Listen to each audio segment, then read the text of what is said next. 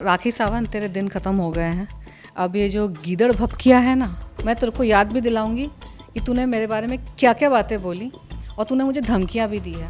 You are a failure, you are a real failure in life. और मेरी हालत तेरे जैसे फटीचर भी नहीं है। घिसा पिटा वही चल रहा है। तनुश्री का नाम लो, तनुश्री को 2-4 खरी खोटी सुनाओ, और तेरे जो वीडियोस आ रहे हैं ना जिसमें तू अनशरण गलत गलत बातें बोल रही हो, वो भी डिफेमेशन केस में जाएगा। मुझे सनातन से प्यार है, मुझे हिंदू धर्म से प्यार है। मैंने तेरी तरह हिंदू धर्म को लात मारकर दूसरा धर्म नहीं अपनाया है, ठीक है। मैं सभी धर्मों की इज्जत करती हूँ, लेकिन मेरे लिए मेरा सनातन मेरी जान से भी प्यारा है। मैंने ना चाबी अपनी लाइफ की तेरे को दी है, ना नाना पाटेकर को दी है, ना इस दुनिया में किसी को दी है। तू फेल्ड बॉलीवुड एक्ट्रेस है। क्यों तूने एक भी मूवी राखी सावंत ने एज अ लीड नहीं करी? आदिल ने तेरे को भी लूटा है कि नहीं, उस पर ही मुझे डाउट है, क्योंकि लूटा उसको जाता है जिसके पास कुछ हो। तो तेरी जो फटीचर हालत पूरी दुनिया ने देखी है और पूरी मीडिया ने देखी है। तेरे तो 10 मिलियन फॉलोअर्स में मुझे लगता है कि 9.999 मिलियन फॉलोअर्स फेक ही हैं। राखी सावंत, तू थोड़ा अपने अंतरात्मा को खंगाल के देख। तेरे माइंड में मेरे को लेकर थोड़ी ऐसी वैसी फीलिंग्स आती है ना, जिसके पीछे पीछे तू भागती है, ठीक है, कि मुझे ले लो रियलिटी शो में, फिर भी नहीं लेते तेरे को, ठीक है। तू डेस्परेट है, you are desperate for work in Bollywood, I am not.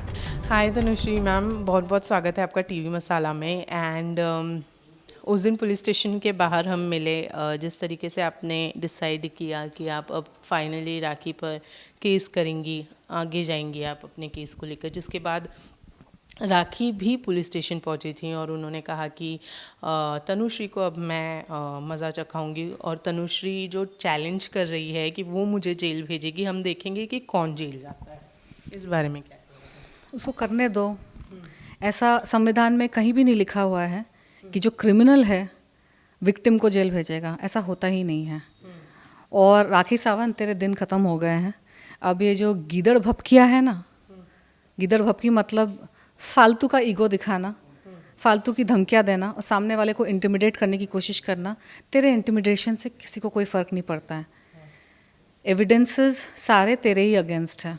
तेरा तो कोई केस ही नहीं बनता, और ना ही तूने एफआईआर किया है, ना ही तूने कंप्लेंट दर्ज कराई है। तू 1000 कोशिश कर ले कंप्लेंट और एफआईआर दर्ज कराने की, तेरी कंप्लेंट और एफआईआर अब कोई नहीं लेगा, क्योंकि तेरे पास तथ्य ही नहीं है, मैटर ही नहीं है।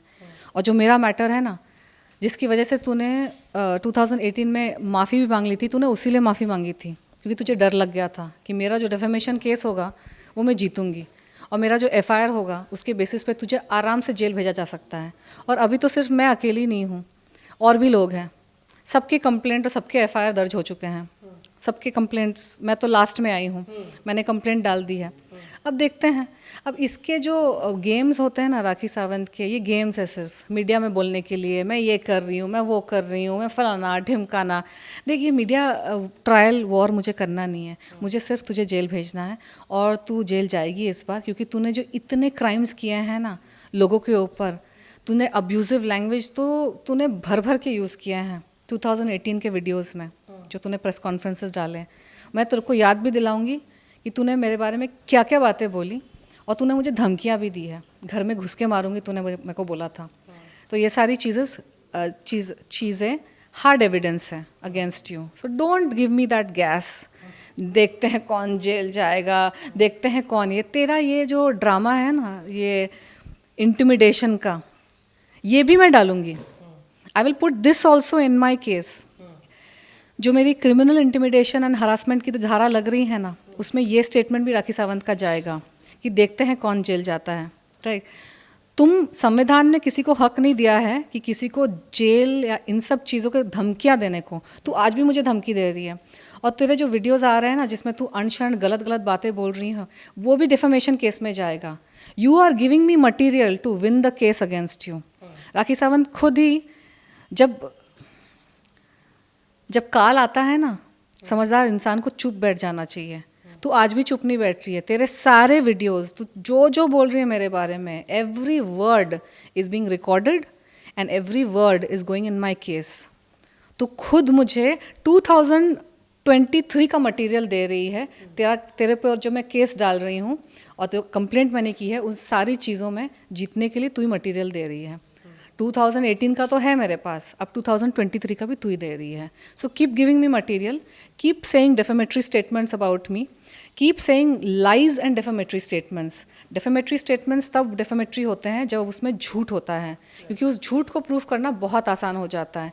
तूने जो बोला है ना कि यूएस में इसका कुछ हो नहीं रहा है या समथिंग, मैं उसका प्रूफ तो ऐसे खड़ा कर दूंगी कि मैंने कितनी बड़ी जॉब छोड़ के मैं इंडिया वापस आई हूँ, because I love my country. मुझे सनातन से प्यार है, मुझे हिंदू धर्म से प्यार है. मैंने तेरी तरह हिंदू धर्म को लात मारकर दूसरा धर्म नहीं अपनाया है, ठीक है. मैं सभी धर्मों की इज्जत करती हूँ, लेकिन मेरे लिए मेरा सनातन मेरी जान से भी प्यारा है. तो तूने जो भी झूठ बोले हैं मेरे बारे में कि यूएस में ये वो, मैं ऐसे खड़ा कर दूंगी लोगों को कि मैं क्या जॉब छोड़ के आई हूँ, कितनी हाई प्रोफाइल मेरी जॉब थी और कितनी प्रेस्टिजियस और हाई सैलरी की मुझे जॉब मिल रही थी. मैं रिक्रूटमेंट कंपनी वाले को सामने खड़ा कर दूंगी, और जिसने मेरे को जॉब की ट्रेनिंग दे रहा था उसको मैं खड़ा कर दूंगी. तो तेरा लाइज वहाँ पे झूठ हो जाएगा. मेरे पास वो भी प्रूफ है. यूएस में मेरे क्या क्या काम हो रहे हैं. अभी भी मुझे यूएस से मैसेजेस और कॉल्स आते हैं, इवेंट्स, सेलिब्रिटी इवेंट्स, क्योंकि मैं वो सेलिब्रिटी इवेंट्स भी करती थी वहाँ पे. मैं उन सारे बंदों को सामने लेके आऊँगी, मैसेजेस है, सब कुछ है मेरे पास. तो तू झूठ बोलना बंद कर, क्योंकि ये भी मेरे डिफेमेशन केस में जाएगा, ठीक है. वो सारे लोग मेरे विटनेस बन जाएंगे. This will go. Second thing, तूने क्या बोला, बॉलीवुड में मुझे काम नहीं मिलता. ये तो तेरा हस्बैंड आदिल खान दुरानी मेरा विटनेस बन जाएगा, क्योंकि कुछ दिन पहले किसी ने कोई बात छेड़ी थी किसी क्या वेब सीरीज़ की. किसी ने आदिल से पूछा था, क्योंकि अभी हम साथ में इंटरव्यूज़ दे रहे हैं, तो मेरा तो कांटेक्ट सबके पास होता नहीं है. तो लोग ढूंढते रहते हैं कि किस तरह से तनुश्री से कांटेक्ट करें. मैं यूएस चली गई थी बीच में, यहाँ पे भी बहुत अलग रहती हूँ मैं, हमेशा मीडिया में आती नहीं हूँ. तो किसी ने उससे पूछा अमेज़ॉन वेब सीरीज़ के बारे में, तो मैं आदिल को ही सामने खड़ा कर दूंगी कि आदिल तुम ही बता दो कि मेरा रिस्पांस क्या था जब मुझे ऑफ़र आया, ठीक है. और ऐसे मैं 10 लोगों को खड़ा कर सकती हूँ जिन्होंने तो या फिर मेरे साथ पिक्चर साइन करके बैठे हैं या फिर ऑफ़र देके बैठे हैं. रियलिटी शोज़ वालों को खड़ा कर दूंगी जिसके पीछे पीछे तू भागती है, ठीक है, कि मुझे ले लो रियलिटी शो में, फिर भी नहीं लेते तेरे को, ठीक है. तू डेस्परेट है, you are desperate for work in Bollywood. I am not. You know why I am not? क्योंकि मेरे पास सामने से आता है. मुझे मांगना आज तक नहीं पड़ा है, और मुझे मांगने की ज़रूरत भी नहीं है. मैं इज़्ज़त से काम करती हूँ. जो मेरे पास आते हैं काम लेकर, प्यार से, इज़्ज़त से मैं उनके साथ काम करती हूँ. मुझे इस काम के पैसे भी मिलते हैं. I am very reasonable with my behaviour, with everything. तो ये सारी चीज़ें ना तेरी झूठ में ऐसे प्रूव कर सकती हूँ, और तेरे सारे झूठ ये सारा डिफेमेशन में जाएगा. तो तू तो सांस भी अभी मेरे अगेंस्ट मत ले, ठीक है. एक शब्द भी बोलेगी ना तो मेरा डिफेमेशन हो जाएगा. Every word you speak, I am watching it and I am recording it. तो तू क्या बोल रही है 2018 का नहीं, तू तो 2023 का material you are giving me for defamation. तू ही दे रही है मेरे को मटीरियल क्रिमिनल एफआईआर डालने के लिए और डिफेमेशन डालने के लिए. तो तू देती जा. तू प्रेस कॉन्फ्रेंसेस में मेरे बारे में तेरे को मन में जो आए बोलती जा, क्योंकि ये सारा जाएगा. 2 सेपरेट मोटे मोटे फाइल जाएंगे, एक 2018 का और एक 2023 का. So that is where my case becomes very very relevant. उन्होंने अपने आप को डिफेंड करने के लिए या किसी भी चीज़ के लिए उन्होंने ये भी कहा कि तनुश्री बहुत अच्छी है, और तभी मैंने उससे उस वक्त माफ़ी मांगी थी. अभी वो फ़िलहाल सिर्फ इन्फ्लुएंस में आकर और ये सारी चीज़ें कर रही है. एंड साथ ही में उन्होंने ये भी कहा है कि अगर जब नाना पाटेकर केस हुआ था तब उसके 8 साल बाद तनुश्री आई थी बाहर और उन्होंने मी टू मूवमेंट खड़ा किया था, और आज 2018 के बाद आज अब आ रही हैं वो बाहर, और अब पता नहीं कौन सा मूवमेंट लेकर आने वाली हैं. तो क्या इतने टाइम तक के वो सोती रहती हैं? तो तू तो डेफेमेटरी स्टेटमेंट्स किए जा रही है मेरे ऊपर, ठीक है. मेरी मर्ज़ी, मैं कभी भी बाहर आऊँ, कभी भी कोई मुद्दा उठाऊं, वो मेरे ऊपर डिपेंड करता है. राखी सावंत, मैंने ना चाबी अपनी लाइफ की तेरे को दी है, ना नाना पाटेकर को दी है, ना इस दुनिया में किसी को दी है. मैं अपने फुर्सत से ही काम करती हूँ सारे. जब मेरे पास फुर्सत होती है, जब मेरे पास टाइम होता है, जब मेरे पास एनर्जी होती है, तभी मैं भैंसों को और सांडों को सींग से पकड़ के मुझे उनको जो भी डील करना होता है मैं करती हूँ. क्योंकि मैं ना प्रभु की भक्त हूँ, वो प्रभु ही डिसाइड करते हैं मेरे सारे कार्य, कब क्या करना है, कब क्या बोलना है. अगर जंग में वो बोले ना मुझे बैठ जा, तो मैं बैठ जाती हूँ, और जब बोलते हैं अस्त्र उठा शस्त्र उठा, तो मैं उठा लेती हूँ। तो मेरा तो फंक्शनिंग का तरीका ही अलग है, इसीलिए मैं हमेशा जीतती हूँ। लाइफ में भी मैंने जीता है। तू हार गई है, you are a failure, you are a real failure in life. As a human being तू फेल हो चुकी है। एज अ एक्ट्रेस तू फेल्ड बॉलीवुड एक्ट्रेस है। क्यों? तूने एक भी मूवी राखी सावंत ने एज अ लीड नहीं करी। ये अपने आप को एक्ट्रेस बुलाती कैसे हैं? उसने एक भी पिक्चर बॉलीवुड की एज अ लीड इसको मिली नहीं। तो इतनी जो एक्टिंग और ड्रामा और इतना रोना धोना और ये सब जो ऑफ स्क्रीन करती ना मीडिया के सामने, दूसरों पे एलिगेशंस लगाते वक्त, आदिल को जेल भेजते वक्त, तो हमने सारा उसका एक्टिंग और ड्रामा देखा। यही सारी चीज़ें तूने अगर ऑडिशन में और स्क्रीन पे करी होती ना, तो आज तेरा करियर होता। तो एक्ट्रेस तो अपने आप को बुला ही मत, ये फैक्ट है। This is a fact. You can not call your self an actress अगर आपने एक्टिंग ऑन स्क्रीन नहीं करी है। ऑफ स्क्रीन करके एक्ट्रेस नहीं कहते अपने आप को, ड्रामा क्वीन कहते हैं, ठीक है। और आज तो तेरे को ड्रामा क्वीन भी कोई बुला नहीं सकता, बिकॉज ड्रामा भी बहुत बोरिंग हो चुका है ना। लोग हंसते हैं आज ड्रामे पर, ना एंटरटेनमेंट होता है, घिसा पिटा वही चल रहा है। तनुश्री का नाम लो, तनुश्री को दो चार खरी खोटी सुनाओ, और आदिल के पीछे तो तू हाथ धो के पड़ी हुई है। उसका तो इतने एलिगेशंस लगा दिए हैं कि अब एलिगेशंस को भी कोई सीरियसली नहीं ले रहा है। सो ये फेलियर हो गई है इंडस्ट्री में। तो इसको ये सड़कों पे उतर के ये सब चीज़ें करनी पड़ती है। ना इसको कोई काम मिलता है, ना इसको कोई प्रॉपर ब्रांड्स मिलते हैं, ना कोई एक्टिंग के प्रोजेक्ट्स मिलते हैं। तो ये मेरे को बोल रही है कि काम नहीं मिलता, ये वो। मेरा काम देख यार, मैंने कितने पिक्चर कि 5 साल में मैंने तेरे से ज़्यादा काम कर लिया, तेरे से ज़्यादा शोज़ कर लिए, परफॉर्मेंसेस कर लिए। मेरे सारे आइटम सॉन्ग्स हिट थे, उसके बेसिस पे हंड्रेड्स ऑफ शोज़ मैंने किए हैं, ठीक है, हंड्रेड्स ऑफ शोज़। और मेरी हालत तेरे जैसे फटीचर भी नहीं है। मैं 5 सालों में ना काम वाम करके मैंने सब अपना अच्छा से सेट कर लिया है। अब मैं अगर काम ना भी करूँ ना, तो मुझे फ़र्क नहीं पड़ेगा। हाँ, लेकिन जनता को बहुत फ़र्क पड़ेगा। जनता चाहती है कि मैं कम बैक करूँ, जनता चाहती है कि मैं काम करूँ, जनता चाहती है कि मैं मीडिया में रहूँ। मुझे तो काफ़ी वक्त लग गया डिसाइड भी करने में, मीडिया के सामने आकर इस मुद्दे को उठाने में। इंसानियत के लिए मैं आई हूँ, तो मुझ में कोई भूख नहीं है कि मैं हमेशा मीडिया में दिखूं, हमेशा अपनी बात रखूं। बहुत आसान होता है लोगों को बुलाना और उनसे बात करना। तो तू भूखी है मीडिया की अटेंशन की, पब्लिसिटी की, क्योंकि तुझे काम नहीं है। वरना तेरे पास काम होता तो तू शूटिंग सेट पे शूटिंग कर रही होती। और दूसरा, बायोपिक, हम पिछले 10-15 साल से हर 6 महीने में राखी सावंत की बायोपिक के बारे में सुनते हैं। आज तक वो बायोपिक बनी नहीं है, ठीक है। तो if that biopic gets made, it will be purely and work of fiction, you know. Fiction मतलब जिसमें कुछ सच नहीं है।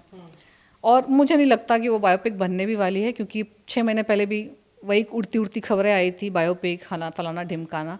तो स्टेटमेंट्स मत दे। तू कुछ भी करेगी अब ना, मेरा नाम भी लेगी, कुछ भी करेगी, मेरा डिफेमेशन हो जाएगा। और अब वो उस केस में जाने वाला है। और जितना वक्त जाएगा, उस 1000 करोड़ में मैं 200-200 करोड़ ऐड करती रहूँगी। हर एक तेरा प्रेस कॉन्फ्रेंस के बाद मैं 1000 करोड़ से 1200 करोड़ कर दूंगी, फिर 1400 करोड़, फिर 1600 करोड़, 2000 करोड़। तेरा दिमाग घूम जाएगा सच में। तो मत भिड़ मेरे साथ। मैं फुर्सत में हूँ अभी। 2018 की बात अलग थी, बहुत प्रेशर था मुझ पे, बहुत कुछ चल रहा था, और यू नो अमेरिका भी वापस जाना था, बहुत सारी काम था, बहुत सारी चीज़ें थी। मेरे पास अभी इतनी फुर्सत है ना कि मैं सब कुछ, काम, इंटरव्यू, सब कुछ, मैं मल्टीटास्कर बन गई हूँ। तेरे को भी मैं डील करूँगी, बाकी सारी चीज़ें डील करूँगी। मेरे से मत भिड़ आज की डेट में। सरेंडर कर दे, माफ़ी मांग ले, फिर से माफ़ी मांग, जेन्युइनली माफ़ी मांगना है इस बार। राजश्री ने आपको कोई पैकेज दिया है, ऐसा कहा है राखी सावंत ने कि ताकि आप यहाँ आके बोल सके? तो देखिए, राजश्री अपना पार्लर चलाती है, ठीक है, और मैं एक सेलिब्रिटी हूँ। बॉम्बे की जितनी सेलिब्रिटीज़ हैं, उनका किसी ना किसी पार्लर, किसी ना किसी मेकअप स्टूडियो, कहीं ना कहीं कोई ना कोई कोलैबोरेशन या पैकेज चल रहा है। उसका इस मुद्दे से कोई कनेक्शन नहीं है।